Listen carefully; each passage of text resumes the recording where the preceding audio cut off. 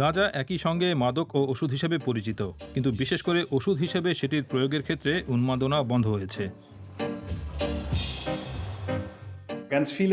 অনেক রোগী প্রায়ই মাত্রাতিরিক্ত প্রত্যাশা নিয়ে আমাদের কাছে আসেন। হাতে গোনা কয়েকজন রোগীর উপকার হয়, তবে তাদের সংখ্যা নগণ্য। এক শন গাছ থেকে গাঁজা পাওয়া যায়। সেটির ফুলে নানা পদার্থ থাকে। ক্যানাবিনয়েড গোত্রের এই সব পদার্থের মধ্যে টিএইচসি ও সিবিডি সবচেয়ে গুরুত্বপূর্ণ। ক্যাপসুল, তেল, স্প্রে, এমনকি ফুলের রূপেও ওষুধ হিসেবে এই সব পদার্থ পাওয়া যায়। ক্যানাবিনয়েড পদার্থগুলি শরীর ও মনের উপর প্রভাব রাখে, কারণ আমাদের শরীরের নিজস্ব ক্যানাবিনয়েড রিসেপ্টর রয়েছে। সে কারণে গাঁজাভিত্তিক ওষুধকে ঘিরে বিপুল প্রত্যাশার সৃষ্টি হয়েছিল। শুধু ব্যথা নয়, প্রদাহ, আড়ষ্ট পেশি, ভয়ের মতো প্রায় সব সমস্যার মুশকিল আসান হিসাবে সেটিকে দেখা হচ্ছিল। পেন থেরাপিস্ট হিসেবে মায়া ফালকেনবেয়ার্গ অনেক রোগীর উপর গাঁজা ভিত্তিক ওষুধ প্রয়োগ করে দেখেছেন। যখন প্রথমবার প্রেসক্রিপশন ড্রাগ হিসেবে সেটি প্রয়োগ করার সুযোগ সৃষ্টি হয়েছিল, তিনি সেই সময়ের কথা মনে করেন। তখন বিশাল চাহিদা দেখা গিয়েছিল, কিন্তু প্রায়ই প্রত্যাশিত ফল পাওয়া যায়নি। সব মিলিয়ে আমাদের বেশিরভাগ রোগী চিকিৎসা আবার বন্ধ করতে চেয়েছিলেন, কারণ যথেষ্ট মাত্রায় ব্যথা কমানো সম্ভব হয়নি।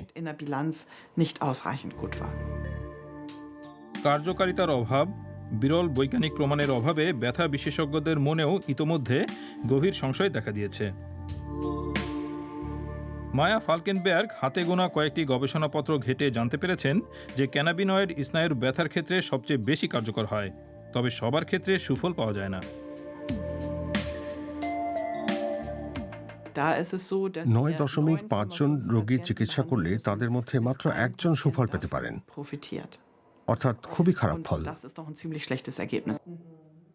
তা সত্ত্বেও কিন্তু কিছু ক্ষেত্রে গাঁজার বিস্ময়কর রকম সুফল পাওয়া যায়।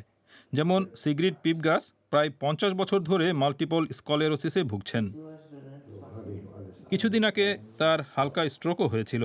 কড়া ব্যথার ওষুধ তার সহ্য হয় না, কিন্তু ক্যানাবিস ড্রপের কল্যাণে তার দৈনন্দিন জীবনযাত্রা কিছুটা সহজ হয়ে উঠেছে।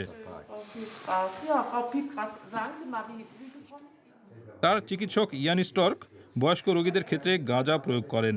একই সঙ্গে শরীর ও মনের উপর ভালো প্রভাব রাখার কারণে গাঁজা জীবনযাত্রার মানের উন্নতি ঘটায়। তাছাড়া বয়স্ক মানুষের ক্ষেত্রে ক্যানাবিনয়েডের বাড়তি এক গুণ কাজ করে। অন্যান্য ওষুধের মতো এটি লিভার ও যকৃতের তেমন ক্ষতি করে না। আমরা সত্যি বয়স্ক রোগীদের ক্ষেত্রে গাঁজা আরও বেশি প্রয়োগ করি, বিশেষ করে যাদের যকৃৎ বা লিভারের সমস্যা রয়েছে বলে অন্য ওষুধ প্রয়োগ করা সম্ভব নয়।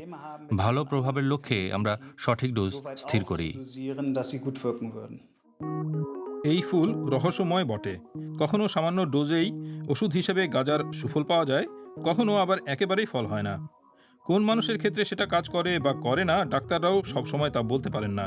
অর্থাৎ স্পষ্টতার অভাব থেকেই যাচ্ছে। প্রিয় দর্শক, কেমন লাগলো আমাদের প্রতিবেদনটি? আপনার মন্তব্য বা কোনো প্রশ্ন থাকলে লিখুন নিচে মন্তব্যের ঘরে। আর আমাদের সঙ্গে থাকতে সাবস্ক্রাইব বাটনটি চাপুন।